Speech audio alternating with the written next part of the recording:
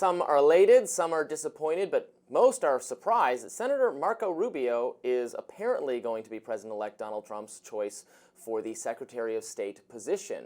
Rubio was at one point a contender as well for the vice presidency, but a 551-page vice presidential vetting document showed that he might not have been up for a role in the Trump administration after all, given past criticisms of Trump, although that is also true for virtually anyone else Trump could have considered as well. Independent journalist Ken Klippenstein just published the facts of this dossier, and he is here with us now to discuss. Nice to see you, Ken. So tell us what is in the Marco Rubio portion of the dossier. We previously discussed with you the J.D. Vance dossier, which you received. It was hacked by some foreign power, which caused virtually, literally everyone else in the mainstream media who received it to say, no, we're not going to let readers engage with this, and you made a different decision. Why don't you remind our viewers of what your thinking was, and then tell us what insights you've gleaned from what the Trump campaign had to say about Rubio. Yeah, so the FBI said that this was hacked by Iranian-linked cyber actors for the purpose of influencing U.S. opinion in relation to the election. They obviously favored Biden winning over Trump, Trump having a more hardline policy on Iran. Now that the election's done, I don't know how effective that's going to be, but I decided to publish it yesterday after it was reported that Rubio was being considered for a Secretary of State position in the Trump administration. And the document gives you a sense of, first of all, why he wasn't picked for vice president, but also the complexion of Rubio's history, which is interesting.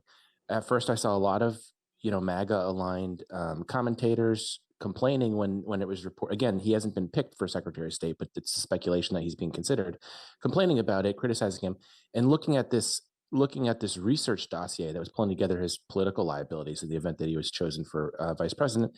It comes out pretty clear why Trump would have not picked him for that, and it makes sense that the MAGA types are complaining about it, because not only has Rubio very publicly criticized Trump in the past, but it's just not a good ideological fit in the sense that, as the dossier itself points out, he's very ideologically flexible and has changed positions, had held contradictory positions in a way that just doesn't fit with the kind of populist right-wing character of the Trump administration. So after reading it, if anything, I came away understanding why Trump's base would have been frustrated with him as a choice.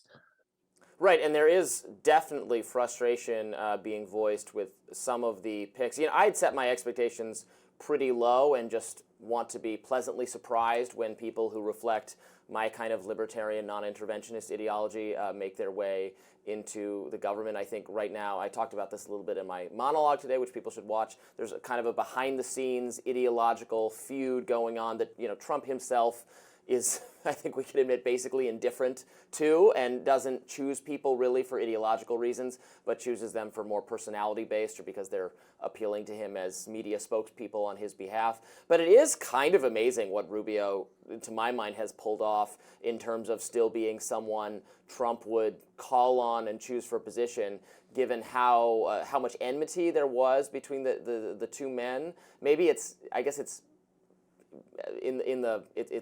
we've moved past it enough, because he clearly still holds some kind of grudge against Nikki Haley, said she's not going to be part of this administration. But here's someone who has the exact same ideological views in terms of foreign policy, at least in terms of what he's going to do in the role he was chosen for, exactly identical to Nikki Haley, no?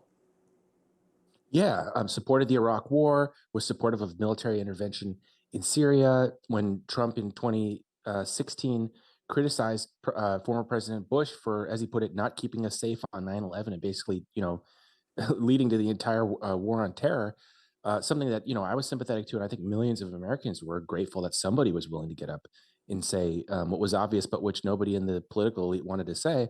Rubio took the opposite position and criticized Trump bitterly for criticizing dear President Bush for 9/11. Again, supported the Iraq War, which was a huge differentiator for Trump to be able to get up there and say, hey, I don't support this, at the time that the rest of the party was still in denial about what a political catastrophe that was. I think there's real ideological incongruity here between him and Rubio. So I would encourage people to just look through the document. It's really interesting. It's the summary. It's a pretty well done and professional summary of just his various policy positions, and it does not fit.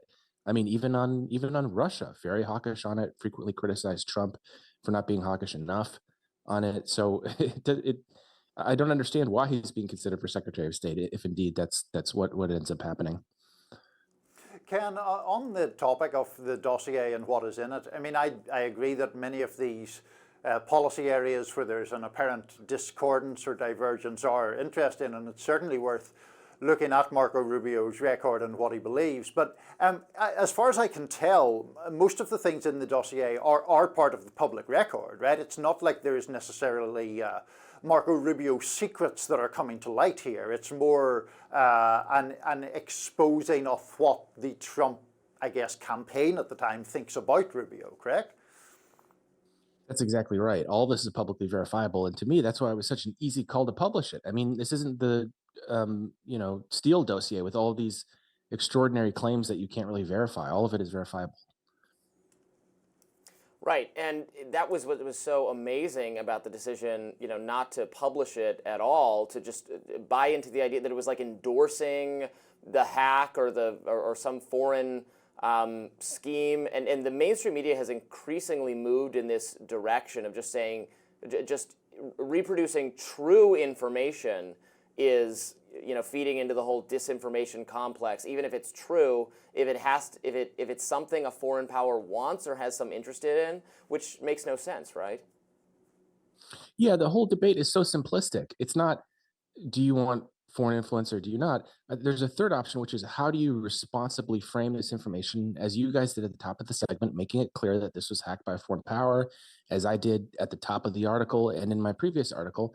I think there's a way to responsibly do this that doesn't require throwing the baby out with the bathwater and just saying, no, the public doesn't get to know what's in here. I think the last time we spoke with you, Ken, you had recently had a visit from the FBI about some of this activity. Any more knocks on the door of late, or has that been the extent of their contact with you? That's been the extent so far. We'll see if I get one from this. But subsequent to that story, Reuters reported that they also received a notification from the FBI. And my own sources at various news outlets like the New York Times and the Washington Post indicate that they also received notifications from the FBI. None of these outlets have disclosed that to the public, save for, God bless them, Reuters for reporting that story. And interestingly, in Reuters' own story, they asked their own company for comment, and they said, we can't comment on discussions with federal law enforcement. So there's a conspiracy of silence on the part of the entire news media, it would seem, that's received similar pressure from the FBI and incidentally decided not to publish these things. And I wish that would get some attention. Ken, thanks so much for joining us today. We really appreciate it. My pleasure. Thanks for having me, guys.